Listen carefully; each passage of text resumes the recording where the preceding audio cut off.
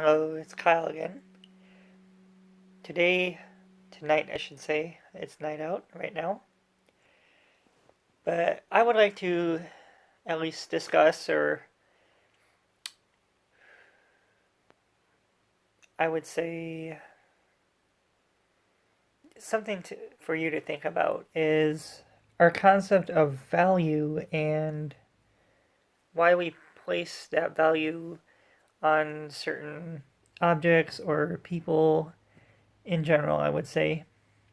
But just how we arrive at our concept of value and what is truly valuable to you. It might not be valuable to me in my eyes. As goes the saying, another man's trash, or one man's trash is another man's treasure.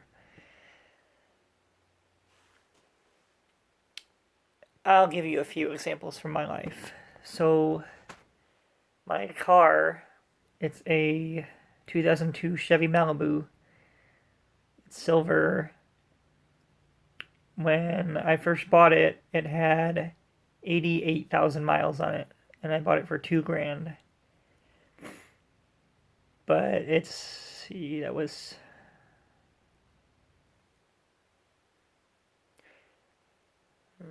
2.5 years ago. Yes, and now it has like 106,000.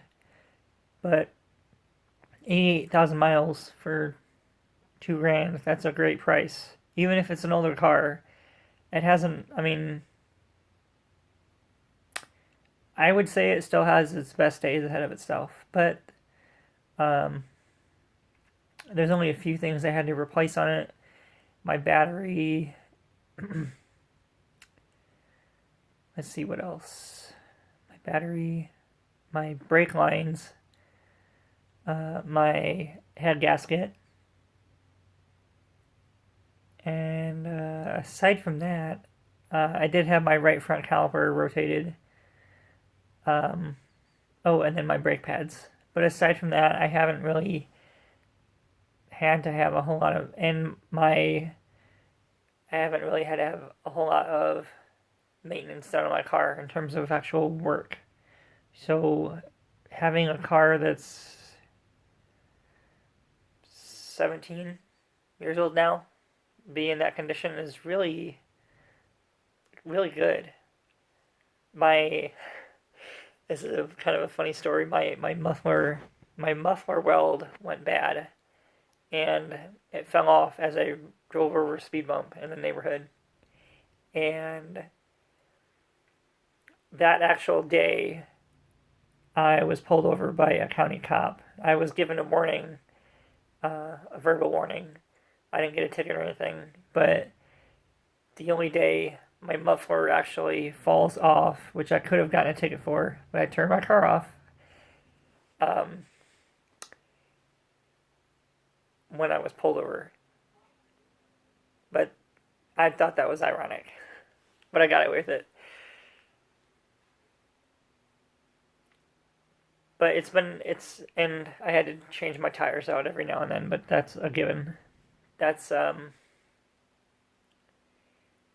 But really, even if it's old, it still has value, especially if it hasn't been used much. Another another thing I had in my life that I actually inherited it from family hand me down kind of thing, but it was my grandpa's, and it's a 22 bolt action rifle. It's a tiny caliber that you just practiced with. It's a single shot, so you just take your time with it and we'll go planking wherever at the range. And it's a single shot 22 bolt action, and I think it's a Winchester 67 Model A, and I think they first were produced in 1938, and then they stopped producing them in 1964 or something like that. It doesn't have a serial number. It's that old, and when my grandpa had it, then somehow my uncle got a hold of it. I'm assuming when he passed away, maybe.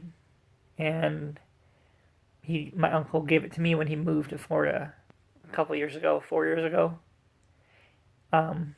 But when I was given it, I couldn't open the bolt or anything. It had sat in a basement for 30 years or so, and even though it definitely had it had a little bit of rusting on it and everything, but it was actually in really good condition because I cleaned it off, I took it apart, cleaned all the parts, and come to find out later on, I took it to a gun store, and they had actually said it had hardly ever been shot.